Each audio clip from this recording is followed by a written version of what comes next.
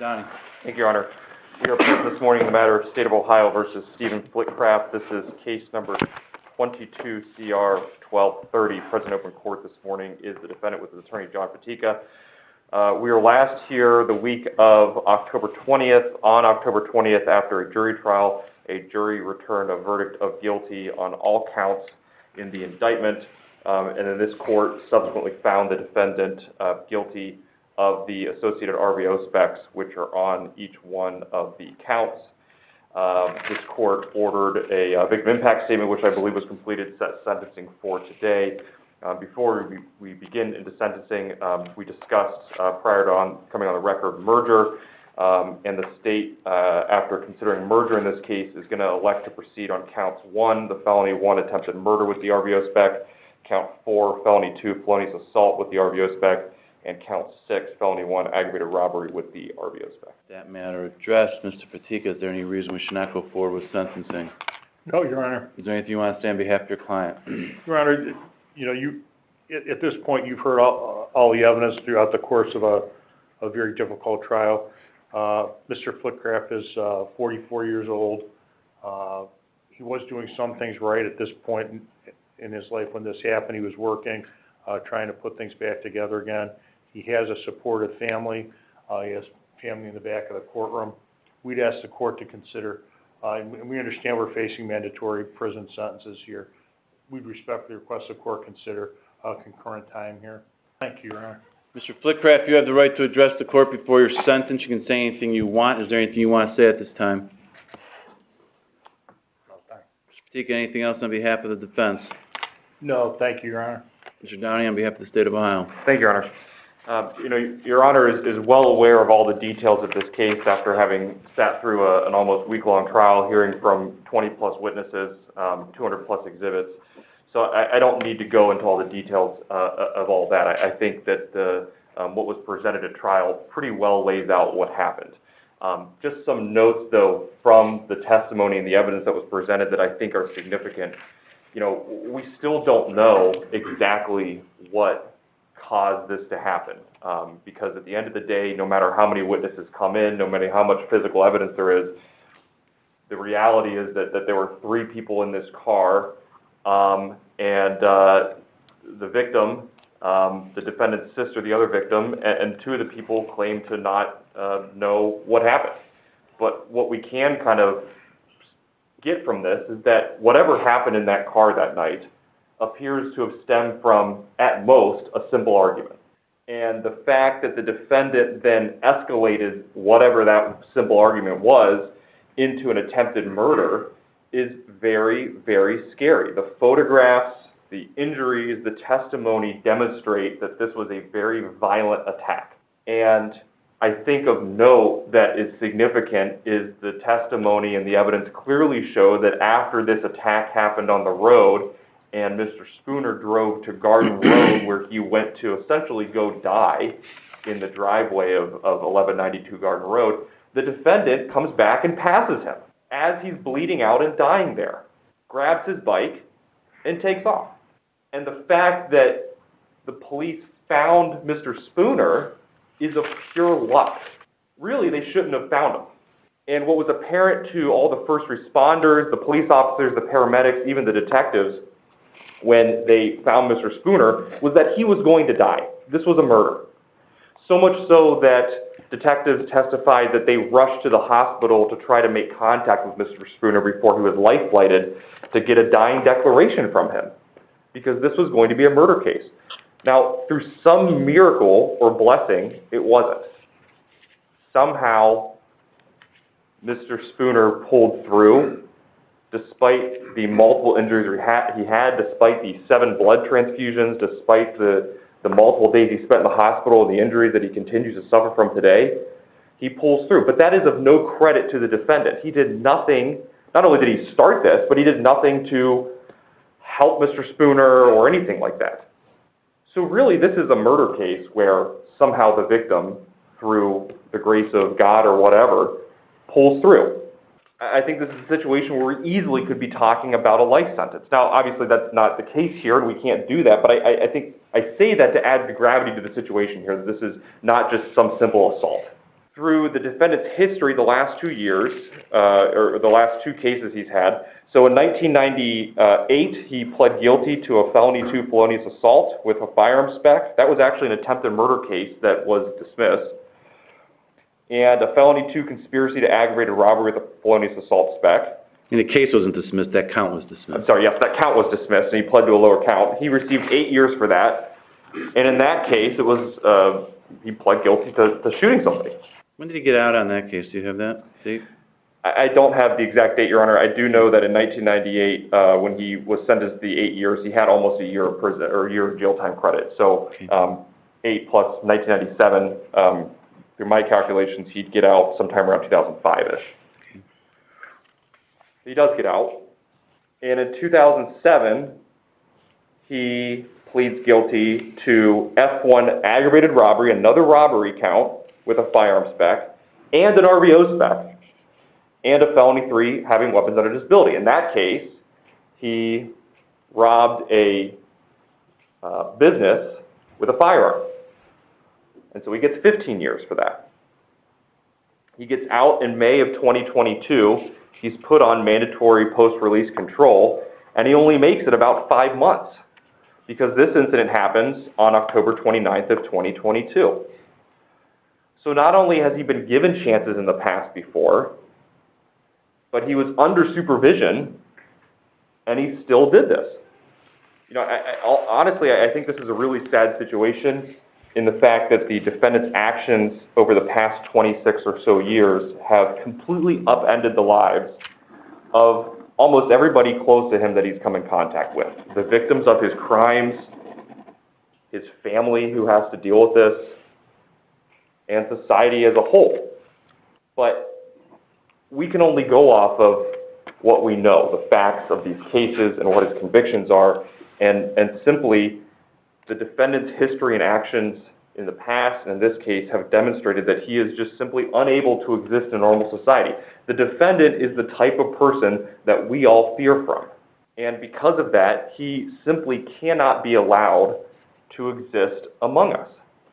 I can't predict the future, but I would argue that we are about as close to as certain as we can be that if the defendant were to be allowed to exist in society again, he's going to seriously harm or kill somebody. Because it's happened almost twice in the past, and every single time he's committed an offense, there's been a serious robbery attached to it. So because of that, I think a significant sentence is warranted in this case to make sure that society is safe and to punish the defendant for what he did here. So the state is asking for a sentence of 45 years in this case. That would require some maximum sentences here also to be run consecutive, which I think is certainly warranted in this case. I think that the discretionary RVO in this case should be applied. I don't believe that any of the findings are difficult for this court to find and are clearly and easily met in this case. PRC is mandatory in this case for 5 years, and I'd also ask that the additional PRC time the defendant has remaining, the 1,629 days, is also imposed in this case. And I believe that is well warranted, and I believe that's what's necessary to protect all of us in society from what the defendant may or will do again. Thank you. Thank you. I did receive your victim impact statement and have read that, but you're certainly welcome to speak here in court. He pretty much nailed it on the head. He's had plenty of chance to be rehabbed, and it's not going to work. You know, I haven't seen you. She said, hey, you know, all about family, and I've never seen you over Cindy's house. I've never seen you with him. So, you know, I just want him to go away for a long time. So this doesn't happen to somebody else, because, and I've been through enough, and I don't want to give him any satisfaction to know anything. Thank you, sir. Thank you. Well, this court has considered the facts and circumstances of the offenses that are involved here. Obviously, I'm very familiar with the facts as I presided over the trial and had the opportunity to hear them all. So I've taken that into consideration, the nature of the offenses involved as well. I've taken into consideration what's been said here in open court by Mr. Katika, defendant's cousin who spoke on his behalf, the prosecutor's comments and recommendation. The defendant was afforded an opportunity to address the court, chose not to make a statement, which is fine. He's not required to, and he has the right not to. But I want the record clear that he was afforded that opportunity. I've taken into consideration the written victim impact statement that the court received prior to today's hearing. The victim was also present and addressed the court, and I've considered what he's had to say here in open court. Take into consideration the history of the defendant. All of this is being considered by the court in light of the purposes and principles of felony sentencing, which are set forth in 2911 of the revised code. As for the factors in 2912, factors indicating the conduct is more or less serious, the court notes that the victim in this case suffered serious, very serious physical harm. Quite frankly, he suffered economic harm as well as a result of not basically being out of commission for the last year. In regards to serious physical harm, doesn't really get more serious than what occurred here. His relationship with the victim also facilitated the offense.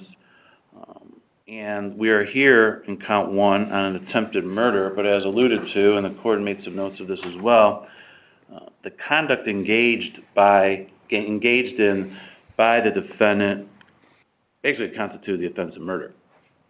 Now, he's not being sentenced for murder. He wasn't convicted of murder. But attempted murder means he engaged in conduct if successful will result in the commission of that offense. That means he had the requisite mens rea, the requisite intent to kill the defendant, to kill the victim, sorry. And the jury found that he purposely intended to kill the defendant, the victim, sorry. So he had that requisite intent, and quite frankly, the conduct he engaged in was more than sufficient to constitute the offense of murder. And the only reason we're not here for murder is because of the, who knows for sure, but the strength and desire of the victim to live and survive and fight. But it's not because of anything that the defendant did or didn't do to prevent the victim from dying. The conduct he engaged in stabbing him, I think it's 13 times, was more than sufficient to accomplish what he intended to accomplish. And he, in a sense, is being rewarded for the victim's strength in fighting to survive, rewarded in not having a life sentence because it should be murder. And I'm not treating this as a murder case because it's not a murder case. The point in bringing this out in regards to the seriousness factors is that the conduct he engaged in was more than sufficient to result in the offense of murder. Most attempted murders we have is because somebody maybe shot at somebody and missed, but they had the intent to kill them, and that's why it's an attempt, or they maybe did something once or twice in an attempt to kill the person. Here he stabbed him 13 times, and the location of the stab wounds clearly shows his intent as well. So the conduct engaged in by the defendant in regards to count one here is much more serious than the conduct that normally constitutes this offense. There are no factors at all indicating the conduct is less serious than normal. As for recidivism factors, all of these are present. The defendant committed these offenses while he was on post-release control. He had been on post-release control for just, I think, 5.5 months after serving 15 years in prison. He'd been on post-release control for just 5.5 months and committed the offense. He has a history of criminal convictions. It may not be considered a lengthy history. It's just because of the nature of the offenses that the defendant committed. He has spent, by my calculations, 23 years of the last 25 years incarcerated because of the prior convictions he has from the 2 prior incidents. Most people we have to come in before the court have maybe a lengthy record. When we say lengthy, it's numbers of convictions, but they're misdemeanor offenses, F5 charges, possession charges. This defendant, in the 3 times he's now been before the court, have the most serious offenses you could have. In 1998, when he was just, I think, right around becoming an adult, convicted of felonious assault with a firearm specification, conspiracy to commit aggravated robbery with firearm specification, charged with attempted murder at that time. I don't know why, but I'm assuming because of his youth at the time, he only received 8 years in prison for that conduct. He got out, and within a short period of time, I mean, that happened January 15th of '98, he got 8 years, so he had to get out somewhere in the beginning of 2006. A year later, in February of '07, he commits another violent offense, aggravated robbery with an RVO spec and a firearm spec. Gets 15 years in prison. Gets out, within 5 months, he's now committing attempted murder and aggravated robbery and felonious assault. The nature of these offenses and his history are extremely violent, extremely dangerous. He's obviously not responded favorably to previously imposed sanctions. There's no genuine remorse. The court finds that all 3 of these counts are subject to a mandatory prison term, as they are F1s or F2s, and the defendant has prior conviction for F1, F2s, which makes the prison term that has to be imposed mandatory for all 3 counts. Prison is consistent with the purposes and principles of sentencing. The defendant is not amenable to any available community control sanctions. Therefore, it is a sentence to this court that in count 1, defendant serve a mandatory indefinite prison term of a minimum of 11 years, maximum of 16.5 years. The court also finds that this prison term is inadequate to punish the offender and protect the public from future crime, because the recidivism factors indicating a greater likelihood of recidivism outweigh the applicable factors indicating a lesser likelihood of recidivism. There's no question if the defendant's out in the community, he's going to commit more violent crimes. That's what his pattern has been. That's what he's done.